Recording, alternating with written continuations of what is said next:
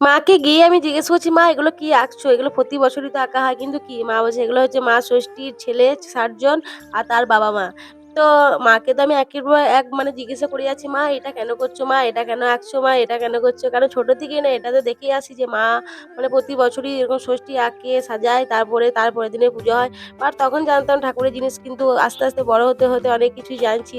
তো অনেক কিছু জানার ইচ্ছেটাও বেড়ে যাচ্ছে। তো এইদিকে দেখো মা এখন ষষ্ঠী পাচ্ছে আর এগুলো সব ছোট, ছোট যেগুলো হচ্ছে এগুলো ষষ্ঠীর ৬০ টা ছেলে, ঠিক আছে? এদিকে শিলের পাতা হয়ে গেছে, এদিকে এখন নোড়ায় পাতা হচ্ছে। আমাদের বাড়িতে ২ টো শিল আছে। তো ২ টো শিল থাকলে ২ জনকেই পাততে হবে। যেহেতু শিল নোড়া মা ষষ্ঠী আর শিলটি মা ষষ্ঠী আর নোড়াটি মা ষষ্ঠীর ছেলে।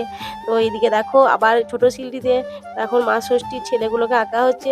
তো মাকে আমি একেবারে একদম জিজ্ঞাসা করে আছি, "মা এতগুলো কেন ছেলে মা? এইগুলো কেন?" মানে একটা তো গল্প আছেই মা ষষ্ঠীর ব্রতকথা। এদিকে দেখো আঁকা হয়ে গেছে। মা এখন সিঁদুর দিয়ে সাজাতে বসে গেছে। তো সিঁদুর দেওয়ার পর দেখলাম যে কি সব দুধ, হলুদ ওইসব করে রাখলো। তারপরের দিনে মানে মা ষষ্ঠীর পুজো হবে। তো মা ষষ্ঠীকে দেওয়ার পরে পুজো হওয়ার পরে সমস্ত সবাইকে গায়ে দিতে হয়। তো এদিকে মায়ের ষষ্ঠী পাততে মা এখন বসে গেছে সবকিছু যা, যা নিয়ম কানুন সব মা নিজের মতনই করছে মানে যেটা এত বছর ধরে হয়ে আসছে শামুক দেয়, বাঁশপাতা, তো তারপরে হচ্ছে সিঁদুর, দই হলুদ আরো সব কি, কি সব দেয় শ্যাওলা, বালি-টালি সব কি দেয় জানি না। সত্যি কথা বলতে আমি জানি না। কোনোদিনই ওইসব ধারে কাছে যাইনি। সবই ছোট থেকে মা করে আসছে।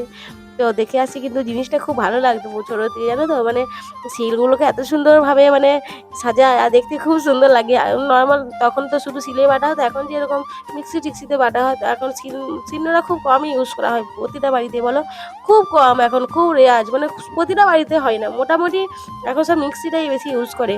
তো এইদিকে মায়ের এখন সব মানে পাতা হয়ে গেল। এদিকে মায়ের মা ষষ্ঠীর মানে মা ষষ্ঠী সব আঁকা হয়ে গেল। মা এখন নিজের মনের মতো প্রণাম করছে। সব জানি না মা কি চাইছে মানে মনের মতো সবকিছু যা আছে এইসব করতে হয়, প্রণাম করতে হয়। এদিকে মায়ের পাতা হয়ে গেল। তো তারপরে ঢাকা দিয়ে দিল। কারণ এটা তার পরের দিনে পুজো করা হবে।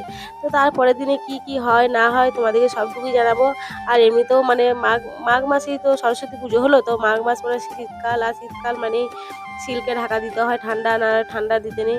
যেহেতু আমরা মা ষষ্ঠী হিসেবে মানে পুজো করি। এদিকে মা সব ঢাকাঢুকি দিয়ে পরে প্রণাম করে নিল। আমিও একটু প্রণাম করে নিলাম। বাবাও ছিল, বাবা একটু প্রণাম করে নিল। তো এদিকে দেখো সকাল হয়ে গেছে। সকালবেলায় বাবা এখন পুজো করার জন্য বসে গেছে। পুজো করতে মানে এখন বাবা ব্যস্ত তো পুজো করছে। মা ষষ্ঠীর এই যে মানে দেখতে পাচ্ছ চিঁড়ে প্রসাদ মানে এই দিয়ে যে পুজো হয় তারপরে আবার ভাত ভোগ দেওয়া হয় মেন সিজানোটা মা ষষ্ঠীর জন্যই। মা শীতলা ষষ্ঠী নাম।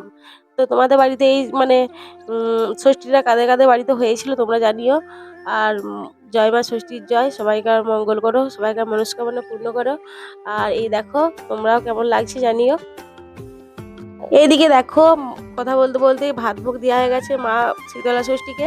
এদিকে পুজো হওয়ার পর মা এখন দই হলুদ লাগাচ্ছে। আমি সেই স্নান করে এলাম। মা এখন লাগাতেও ব্যস্ত। আর নয়নকে দিল, আমাকে দিল, বোনকে দিল। আরো পাশের বাড়ি যারা ছিল সবাইকে দেওয়া হলো। এইদিকে দেখো ঠাকুরের ভোগ সব নিয়ে আসা হয়েছে খাওয়ার জন্য। সেদিনও না আমাদের অ্যানিভার্সারি ছিল। সেদিনে যেহেতু পান্তা ভাত গরম কিছু খেতে নেই সেদিনে কিছু গরম খাইনি। তো দিনটা আমাদের সত্যিই খুব সুন্দর কেটেছিল হাসি খুশির মুহূর্ত নিয়ে। তো কেমন লাগলো ভিডিওটা তোমরা জানিও। টাটা।